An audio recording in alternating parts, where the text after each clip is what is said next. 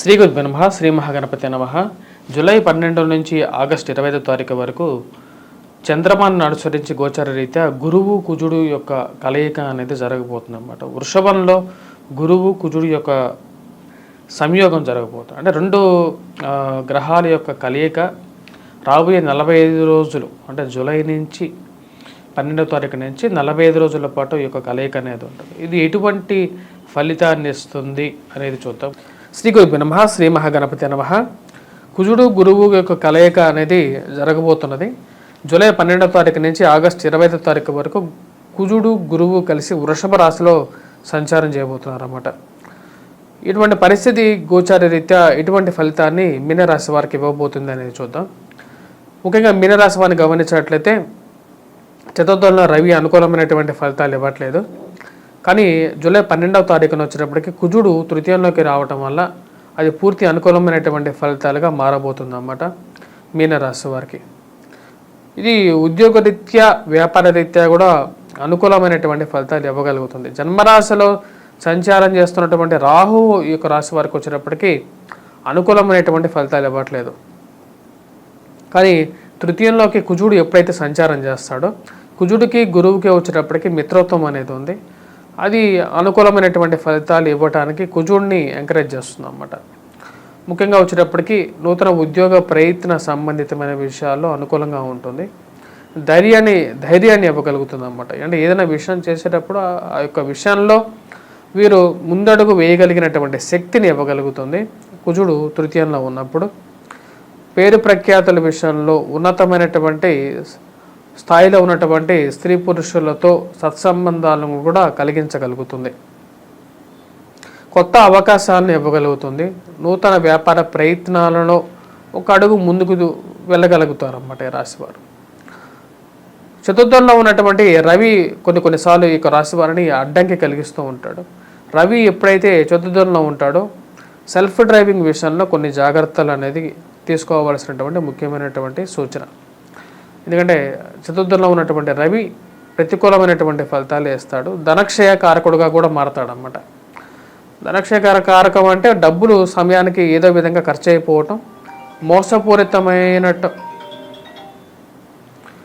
ధనక్షయ కారకంగా మారటం, ఫైనాన్షియల్గా వచ్చేటప్పటికి ఏదో ఒక విషయంలో డబ్బు సమయానికి అందకుండా ఉండటం అనేది జరుగుతూ ఉంటుంది. ఆ విషయంలో తగు జాగ్రత్తలు తీసుకోవాల్సినటువంటి ముఖ్యమైనటువంటి సూచన. ఈ రాశి వారికి వచ్చేటప్పటికి ప్రతికూలమైనటువంటి ఫలితాలుగానే చెప్పచ్చు. ముఖ్యంగా ఈ రాశి వారిని వచ్చేటప్పటికి తల్లిగారి ఆరోగ్య సంబంధితమైన విషయాల్లో తగు జాగ్రత్తలు తీసుకోవాలి. జన్మరాశిలో ఉన్నటువంటి రాహువు, సప్తమంలో ఉన్నటువంటి కేతువు వైవాహిక జీవితంలో సామరస్యంగా ఉండడానికి ఎక్కువగా ప్రయత్నం చేయాలి. ప్రేమ మరియు అదేవిధంగా ప్రేమ సంబంధితమైన వ్యవహారాలు, లివింగ్ రిలేషన్షిప్స్ యొక్క విషయాల్లో కూడా తగు జాగ్రత్తలు తీసుకోవాల్సినటువంటి ముఖ్యమైనటువంటి సూచన. ఈ రాశి వారికి వచ్చేటప్పటికి కుజుడు యోగకారకుడు. ఇది వచ్చేటప్పటికి కాంట్రాక్ట్స్, బిల్డర్స్ ఎవరైతే ఉంటారో వీరికి అనుకూలిస్తుంది అన్నమాట. యాక్చువల్గా మీనరాశి వారికి ఈ రాబోతున్నటువంటి 12వ తారీఖు నుంచి ఒక 45 రోజుల పాటు ఈ యొక్క కన్స్ట్రక్షన్ ఫీల్డ్లో ఉన్నటువంటి వారు కాంట్రాక్టర్స్కి కొంచెం సానుకూలంగా ఉంటుంది. ఫైనాన్షియల్ రొటేషన్ అనేది మళ్ళీ పెరుగుతుంది. మళ్ళీ కొంచెం మూమెంట్ అనేది తీసుకోవడం జరుగుతుంది. కొన్ని కార్యక్రమాల్లో వీరికి మిత్రత్వం ఏర్పడటం కొంచెం మంచి సానుకూలమైనటువంటి ఫలితాలు ఇవ్వగలుగుతుంది అన్నమాట. ఆ విషయంలో అయితే ఎటువంటి సందేహం లేదు. మరి అదేవిధంగా ఈ రాశి వారికి వచ్చేటప్పటికి రాజస్థానంలోకి రవి యొక్క దృష్టి అనేది కొంచెం అనుకూలమైనటువంటి ఫలితాలు కూడా ఇవ్వగలుగుతుంది. నూతన ఉద్యోగ ప్రయత్నాల్లో సానుకూలమైనటువంటి ఫలితాలు, విద్యార్థులకు వచ్చేటప్పటికి కొద్దిగా ధైర్యంతో వీరు చేసేటువంటి పనుల్లో, విద్యలో కూడా కొంచెం సానుకూలమైనటువంటి నిర్ణయాలుగా ఉంటాయి. సేలనాడు శని ప్రభావ రీత్యా వచ్చేటప్పటికి ఖర్చు అనేది వెంటాడుతూ ఉంటుంది. అది రవి కూడా అనుకూలమైనటువంటి స్థానంలో లేడు కాబట్టి ఆ యొక్క విషయం అయితే క్లియర్గా చెప్పచ్చు. డబ్బు అనేది రావడం, సంపాదించడం అనేది ఒక ఎత్తైతే దాన్ని ఖర్చు పెట్టడం కూడా ఎక్కువగా ఉంటుంది. భూ సంబంధితమైనటువంటి లావాదేవీలు బాగా కలిసి వచ్చే విధంగా ఉంటుంది. కోర్టు సంబంధితమైన విషయాల్లో సానుకూలంగా ఉంటుంది. ఎందుకంటే కుజుడు అనుకూలత్వం అనేది బాగా కలిసి వస్తుంది. కుజుడు తృతీయంలో ఉన్నప్పుడు రాశి వారికి వచ్చేటప్పటికి సానుకూలమైనటువంటి ఫలితాలుగానే చెప్పచ్చు. ముఖ్యంగా ఈ రాశి వారికి వచ్చేటప్పటికి కుజుడు తృతీయంలో ఉన్నప్పుడు ఉద్యోగపరంగా అనుకూలంగా ఉంటుంది. నూతన ఉద్యోగ ప్రయత్న సంబంధితమైన విషయాల్లో కూడా సానుకూలంగా ఉంటుంది. విద్యార్థులు కూడా ఎవరైతే కోర్సెస్ కంప్లీట్ చేసే ఉద్యోగం కోసం వెయిట్ చేస్తున్నారో వారికి కూడా ఉద్యోగ ప్రయత్నాల్లో అనుకూలమైనటువంటి ఫలితాలు అనేది పొందడం అనేది జరుగుతుంది. ముఖ్యంగా ల్యాండ్ రిలేటెడ్ సెటిల్మెంట్స్ అనేది సానుకూలపడే విధంగా ఉంటుంది. ఎన్నో రోజుల నుంచి వెయిట్ చేస్తున్నటువంటి కొన్ని సెటిల్మెంట్కి సెటిల్ చేసుకోవడానికి ఒక సానుకూలంగా నిర్ణయం అనేది పొందగలుగుతారు. కోర్టు సంబంధితమైన విషయాల్లో సెటిల్మెంట్ అనేది జరుగుతుంది అన్నమాట. ఈ 45 రోజులకి అది ఒక బెస్ట్ రిజల్ట్ అన్నమాట. ఇప్పుడు అడ్డంకిగా ఉన్నటువంటి కోర్టు సంబంధితమైన వ్యవహారాలు ఏవైతే ఉంటాయో అవి కొంచెం సాల్వ్ అవటానికి సానుకూలమైనటువంటి నిర్ణయం దిశగా మారటానికి ఒక అనుకూలంగా ఉంటుంది. ఇది మానసిక ఆనందానికి గల కారకంగా ఉంటుంది. పిల్లల యొక్క ఎదుగుదల గురించి ఆలోచన అనేది ఏర్పడుతూ ఉంటుంది. పిల్లలు వారు ఎలా సెటిల్ అవుతారని ఒక ఆలోచనలో ఒక మంచి నిర్ణయం తీసుకోగలుగుతారు.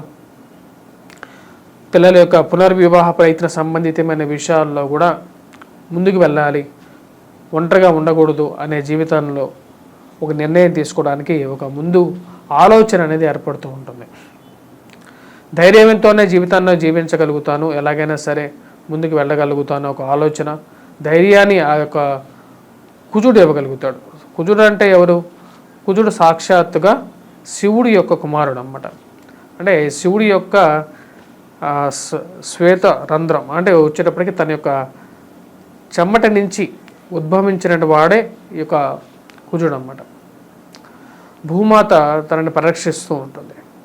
అటువంటి కుజుడి యొక్క శుభ పరిణామం అనేది వీరికి ఏర్పడగలుగుతుంది. భూ సంబంధితమైనటువంటి ఇన్వెస్ట్మెంట్స్ అనేవి లాభించే విధంగా ఉంటుంది.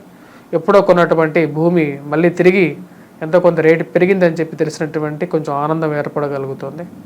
సంఘంలో గౌరవం పొందినటువంటి రాజకీయ నాయకులతో ఒక సయోధ్య అనేది ఏర్పడగలుగుతుంది. ఇది ఒక పాజిటివ్ రెస్పాన్స్గా చెప్పచ్చు.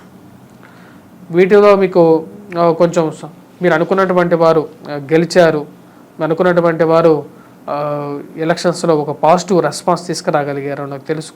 ఒక మానసికంగా కూడా మీకు ఆనందం కలిగించేటువంటి పరిణామంగా ఏర్పడుతూ ఉంటుంది. ఓవరాల్గా ఈ రాశి వారు ఎటువంటి పరిహారాలు చేసుకోవాలి అనేది కూడా చూద్దాం. మీనరాశి వారికి మెయిన్గా వచ్చేటప్పటికి రాహువు సరైనటువంటి స్థితిలో లేడు. రాహువు జన్మరాశిలో ఉన్నప్పుడు ప్రతిసారి తీసుకోవాల్సినటువంటి నిర్ణయాలలో ముందుకి వెనక్కి ఆలోచన అనేది ఎక్కువగా వీరిని ఆపుతూ ఉంటుంది. జరగాల్సినటువంటి పనుల్లో వచ్చేటప్పటికి మధ్యలో ఏదో ఒక అవరోధం అనేది ఏర్పడుతూ ఉంటుంది. దానికి రాహు యొక్క ప్రతికూలత అనేది మెయిన్ ప్రాబ్లంగా ఉంటుంది. మరియు అదేవిధంగా వైవాహిక జీవితంలో ప్రశాంతతకు కూడా భగ్నం కలిగించడానికి కేతువు సప్తమంలో ఉన్నాడు. రాహుకేతువులకి వచ్చేటప్పటికి ముఖ్యంగా దుర్గాదేవిని పూజించడం, కేతువు వచ్చేటప్పటికి అంటే వైవాహిక జీవితంలో భార్యాభర్తల మధ్య నమ్మకమే జీవితం కాబట్టి ఆ యొక్క నమ్మకమైనటువంటి జీవితంలో ముందుకు వెళ్ళాలి అంటే కేతువు యొక్క ప్రభావం అనేది చాలా ముఖ్యం. సో వినాయకుడిని పూజించడం అనేది కూడా ఒక ముఖ్యమైనటువంటి సూచన. తదుపరి వచ్చేటప్పటికి రాశి వారికి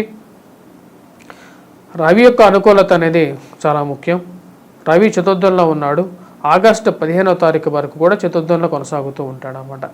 చతుర్థంలో ఉన్నప్పుడు రవి అనుకూలమైనటువంటి ఫలితాలు ఇవ్వడం, పంచమంలోకి వెళ్ళినా సరే రవి అనుకూలమైనటువంటి ఫలితాలు ఇవ్వడం. అంటే సెప్టెంబర్ 15వ తారీఖు వరకు రవి అనుకూలత బాగోలేదు. కానీ కుజుడు ఆగస్టు 25వ తారీఖు వరకు ఒక మంచి ఫలితాన్ని ఈ రాశి వారికి ఇవ్వగలుగుతాడు. సో రవి యొక్క అనుకూలత రీత్యా వచ్చేటప్పటికి రాశివారు ముఖ్యంగా వచ్చేటప్పటికి చేసుకోవాల్సినటువంటి పరిహారం సూర్యారాధన అనేది చాలా ముఖ్యం. అది చేసుకున్నట్లయితే సానుకూలమైనటువంటి ఫలితాలు ఈ రాశివారు పొందడం అనేది జరుగుతుంది. ఒక పాజిటివ్ రిజల్ట్స్ రావడం అనేది జరుగుతుంది.